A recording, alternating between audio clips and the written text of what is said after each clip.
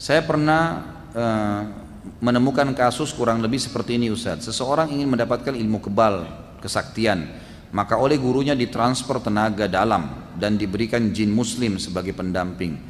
Lalu untuk mempertahankan kesaksiannya, guru tersebut menginformasikan bahwasanya dia harus sholat 5 waktu, puasa sunnah Senin Kamis tidak boleh tinggal, dan ibadah-ibadah lainnya. Sang guru mengklaim bahwasanya ilmu putih lawan dari ilmu hitam. Pertanyaan, apakah ini masuk dalam ilmu sihir?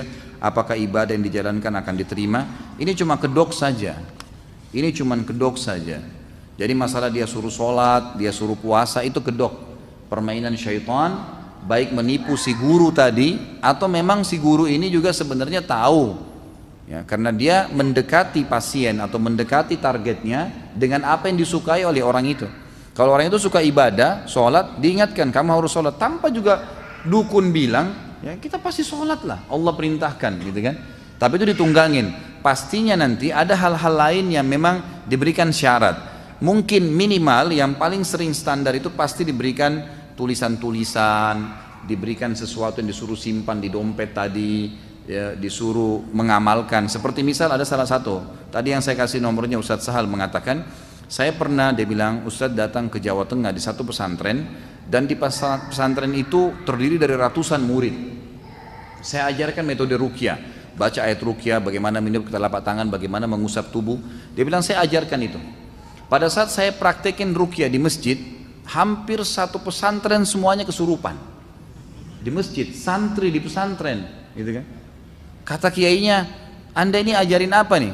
Kata Ustaz Sahal, Anda lihat, Pak Kiai lihat sendiri, saya bacain ayat kursi, Al-Falaq, Al-Ikhlas, An-Nas gitu kan. Lalu Ustaz Sahal bilang, coba Pak Kiai muhasabah, ada enggak amalan-amalan yang dikerjakan yang tidak sesuai dengan sunnah? Mungkin ada sesuatu yang Pak Kiai, enggak, di sini pesantren belajar Islam kok. Coba muhasabah, mungkin ada sesuatu yang Pak Kiai suruh rutin kerjakan tapi tidak ada sunnahnya dari Nabi. Ternyata setelah ditelusurin baru kiainya bilang, sebenarnya sih murid-murid sini setiap malam Jumat membaca salah satu dari Asma'ul Husna, saya lupa sekarang apa itu, tapi yang jelas dibaca sampai 4.000 kali. Nah ini tidak pernah Nabi contohkan, tidak pernah Nabi SAW perintahkan itu, gitu kan? Nah sesuatu yang Nabi tidak contohkan pun itu bisa ditunggangi oleh syaitan, gitu kan? Ini kasus-kasus sihir ya. Saya bukan sedang membicarakan ada orang yang salah dengan perbuatannya. Saya bicara tentang orang yang kesurupan sama syaitan. Pernah juga kasus kami duduk bermusyawarah dengan beberapa teman yang ruqyah, kemudian dia bilang ada satu orang kesurupan. Ustadz Hussein tadi yang saya kasih nomor yang kedua juga bilang sama saya. Setelah saya kesurupan lalu jinnya kesakitan minta-minta ampun, saya tanya, kamu kenapa masuk ke orang ini? Dia bilang orang ini setiap hari manggil saya 1000 kali. Emang kenapa? Apa yang orang ini bilang? Orang ini selalu bilang ya Jabbar, ya Jabbar, ya Jabbar. Ya Jabbar ini sifatnya Allah ya, yang Maha Perkasa. Tapi dibaca 1000 kali per hari. Pernah nggak Nabi ajarin? Nggak pernah. Kata jin, ini pengakuan jinnya. Jinnya bilang apa? Nama saya Abdul Jabbar. Saya masuk ke badan dia. Seperti itu. Gitu kan? Ini contoh-contoh kasus banyak sekali terjadi seperti itu pada saat ngeruqyah ya, pada saat ngeruqyah. Jadi seperti itulah kurang lebih yang terjadi.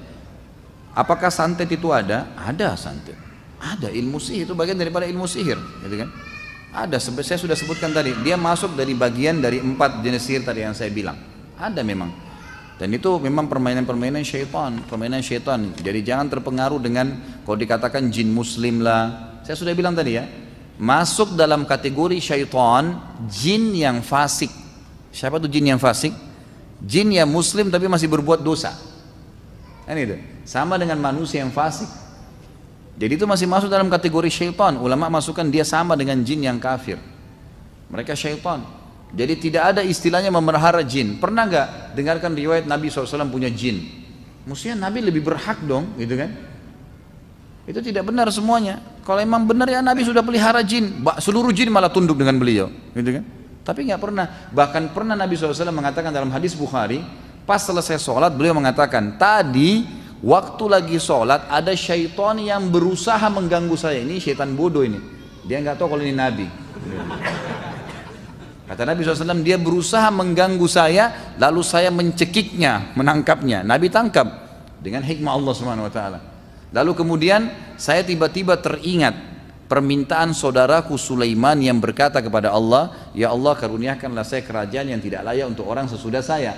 Kalau tidak karena kalimat itu saya akan ikat dia di pohon di Madinah agar anak-anak kecil Madinah mempermainkannya. Jadi memang ada interaksi sama syaitan, itu ada, mereka menggoda, mereka ini dan seterusnya. Ustaz, dahulu saya pernah ikut pengajian di mana di situ diajarkan kepada jamaahnya dengan amalan yang berbeda-beda seperti zikir-zikir tertentu. Misalnya si fulan mau membuka usaha baru, punya permasalahan tertentu yang ustadznya memberikan amalan berupa zikir-zikir tertentu dengan jumlah yang ditentukan, atau sholat malam dengan niat tertentu yang tidak ada contohnya atau sunnahnya, dan sebagian dari jemaahnya seakan-akan merasakan manfaat dari amalan tersebut. Bagaimana menurut pandangan syariat tentang pengajian tersebut? Tentu saya sudah bilang ya, jangan selamanya karena itu bentuknya seakan-akan ibadah lalu kita mau menjalankan begitu saja. Gitu. Kita harus tahu memang harus ada landasannya. Nabi SAW diutus memang untuk itu, ya, untuk mencontohkan ibadah, dan beliau tidak meninggal kecuali sudah menyampaikan semua. Nggak ada lagi yang kurang, gitu kan? Kalau ada zikir yang Nabi SAW tentukan, misal istighfar, saya beristighfar 70 sampai 100 kali, penentuan jumlahnya, penentuan lafadznya, maka kita kerjakan. Si ustadz menuntun, itu nggak ada masalah. Tapi kalau kayak tadi misalnya menggunakan Asmaul Husna, mengucapkan sampai 4.000 kali misalnya, dari mana pernah sunnahnya nih? Ini harus diperbaiki, tidak boleh. Karena para ulama mengatakan ada dua dosa. Ada dosa syahwat, dosa diikuti dengan syahwat seperti zina, mencuri, riba dan seterusnya. Ada dosa yang syubhat, ini bahaya nih. Dosa yang orangnya tidak tahu kalau dia buat dosa, itulah perbuatan bid'ah, perbuatan syirik. Mereka nggak tahu kalau mereka sedang buat dosa. Jadi ini harus lebih hati-hati.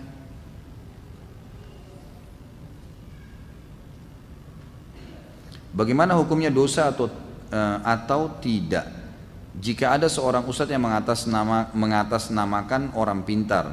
Ustadz itu sering meramal kakak saya masalah kehidupan, bahwa kakak saya akan menikah 3 kali. Kakak saya sering ketergantungan sama ustadz itu untuk membaca kehidupannya dan selalu minta tolong kalau ada masalah. Bagaimana cara menegur kakak saya dan supaya jangan tersinggung dalam ketergantungan dengan Pak Ustadz itu? Ini bukan ustadz, ini dukun, gitu kan? Semoga Allah berikan hidayah, dan saya tentu tersinggung kalau ada ustadz mengatasnamakan seperti ini. Bagaimana caranya mengaku ustadz kemudian bisa meramal? Nabi SAW mengatakan orang yang mendatangi peramal, penyamun, tidak diterima sholatnya 40 hari. Nggak bisa, walaupun dia mengatakan dia ustadz, walaupun dia mengatakan dirinya kiai, nggak benar ini, gitu kan? Nggak benar. Dan itulah target daripada syaitan-syaitan, daripada dukun, supaya dia ketergantungan seperti tadi, bertanya dan seterusnya. Ini semua permainannya. Jangan tertipu. Saya pernah mengisi pengajian di salah satu rumah keluarga, masya Allah cukup besar, dan di situ di rumah itu ada musola, ada masjid yang memang dipakai sholat. Setelah sholat asar saya isi pengajian untuk keluarga, tapi kalau ada yang lain datang dibolehkan. Ringkas cerita, pada saat lagi hadir semua keluarga itu, tiba-tiba ada satu perempuan yang lewat di belakang masjid. Kemudian saya tidak tahu kenapa tiba-tiba saya bertanya. Saya tanya, Pak, ini siapa orang ini yang lewat? Saya tiba-tiba bertanya, punya perasaan ingin bertanya. Lalu si yang punya rumah bilang, ini anak saya, anak perempuan saya. Saya tanya, kenapa nggak hadir, Pak? Bukankah semua keluarga Bapak hadir di pengajian ini? Oh, dia bilang anak saya ini lain, Ustaz. Jadi ini kurang lebih saya baru isi 1 atau 2 kali ya. Waktu itu ada pengajian rutin keluarga. Terus kemudian saya tanya, kenapa lain, Pak? Dia bilang anak saya ini sering kedatangan ruh kakek kami. Ruh kakeknya si anak ini, berarti orang tuanya si bapak ini gitu. Terus dia bilang sering datang malam Jumat, dan kemudian waktu dia bilang kemudian, saya bilang sebentar Pak, saya yang lanjutin kisahnya, gitu kan. Kaget dia, kok bisa Ustadz tahu? Ya, saya coba sampaikan ya. Sebab ini yang dialami anaknya bapak sudah sering, semua Ustadz tahu kalau dia faham sunnah Nabi. Anak bapak ini diganggu oleh syaitan yang mengaku sebagai kakeknya. Di malam Jumat itu biasanya dia duduk di sebuah ruangan di kamar yang dimatikan lampu. Iya benar? Iya benar Ustaz. Suaranya berubah jadi suara laki-laki seperti kayak kakek, benar. Suara kakek Anda, benar. Kemudian nanti dia akan minta minuman yang paling disuka oleh kakek itu, betul nggak? Betul Ustaz. Minum kopi. Saya bukan peramal ya, tapi ini pengalaman teori memang begitu. Pengalaman teorinya begitu. Jadi sudah begitu permainan mereka. Lalu saya bilang, Pak, kasuistiknya adalah dia akan membuka pintu ramalan Dia akan mengatakan, kamu nak pekerjaan kamu begini, kamu nak begini, kamu nanti menikah seperti ini, kamu begini. Ditebak-tebak, diterka. Betul nggak? Betul Ustaz. Sampai akhirnya keluarga akan tergantung dan bertanya terus sama dia. Betul Ustaz, anaknya bapak harus diruqyah. Itu permainan syaitan yang coba memasuki diri anak ini karena pasti ada pelanggaran agama. Ternyata betul, dia tidak pakai jilbab. Anak ini nggak jaga sholat, gitu kan? Apalagi tidak bisa mengaji, apalagi mau mengaji, tidak bisa baca Quran, maka banyak sekali pelanggaran agama terjadi. Seperti itu permainan syaitannya. Syaitan menipu manusia dengan cara itu. Kitab apa yang dijadikan rujukan dalam kajian dosa-dosa besar seperti dosa besar saat ini saya ingin membeli? Tentu ada terbitan. Kalau yang saya pakai warna merah ini memang dibagi cuma-cuma. Ini ada satu yayasan dari Qatar yang mencetak kemudian membagikan pada saat itu untuk umum muslimin dan juga umum para dai-dai yang dipakai ceramah. Jadi saya pakai ceramah. Saya cuma dapat beberapa buku pada saat itu. Tapi ada terbitan Darul Haq judulnya 76 dosa besar. Bisa dibeli dimanapun, insya Allah bisa didapatkan. Terbitan Darul Haq 76 dosa besar.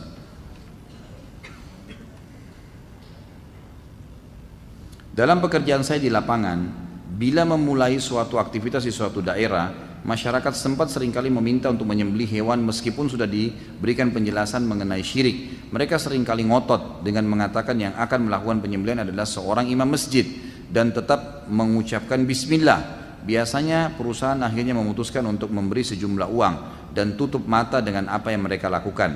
Apakah tindakan ini benar dan apa yang sebaiknya dilakukan? Kita harus tahu dulu dia menyembelih untuk apa nih. Kalau misal dia meminta agar masyarakat diberikan makanan ya, dengan cara menyembelih seekor sapi, seekor kambing, dibacakan bismillah untuk menjamu masyarakat di sekitar perusahaan, tidak ada masalah. Hal-hal biasa memberikan makan orang perintah dalam agama. Tapi kalau ini dianggap sebuah syarat, buka di sini supaya tidak diganggu, supaya begini, supaya begitu, ini semua tidak dibolehkan. Walaupun imam masjid, walaupun yang bergelar kiai, dan ini saya terus terang ya, mestinya teman-teman kita kiai, ustadz-ustadz ini mesti menyampaikan kepada masyarakat, tidak boleh membiarkan orang-orang dukun ini menggunakan istilah yang sama, kiai atau ustadz, ini nggak boleh sama sekali. Mereka merusak citra ini, gitu kan? Memang mereka ini lawannya para dai, mereka juru bicaranya syaitan, gimana sih? Dai-dai juru bicaranya Allah Subhanahu Wa Taala. Mereka mengajak kepada kemusyrikan, kita mengajak kepada tauhid, beda sekali. Ini menyesatkan manusia, ini membawa manusia kepada kejalan yang benar. Jauh, kan gitu. Jadi nggak boleh dibiarkan. Bagaimana hukum memakai pelaris yang didapat melalui zikir-zikir yang dibacakan melalui media air yang disebarkan ke sekeliling toko? Sama, nggak boleh. Nggak ada pernah contoh dari Nabi SAW. Tidak pernah ada contohnya, maka jangan dikerjakan. Nggak usah, saya sudah tuntun tadi. Caranya, modalnya halal, produk yang dijual halal, jauhi sistem yang haram. Nggak boleh ada riba, nggak boleh ada gharar, merugikan salah satu pihak, nggak boleh manipulasi. Udah jalani bismillah. Dan Anda kalau yang bertanya ini bisa ikuti ceramah saya Tablik Akbar, sudah ada 8 orang sahabat kita bahas. Semuanya menceritakan bagaimana mereka menjadi miliarder dan bisnis biasa, jual cangkul, jual kurma. Allah berkah itu. Karena modalnya benar, produk yang dijual benar, jauhi semua dari sistemnya yang haram. Sudah selesai, sistem yang benar, maka insya Allah diberkahi oleh Allah SWT. Bagaimana menghilangkan pengaruh sihir yang ditujukan kepada diri kita? Saya sudah bahasakan tadi ya. Berdoa, ruqyah, membaca ayat-ayat dan hadis-hadis Nabi SAW, doa yang sudah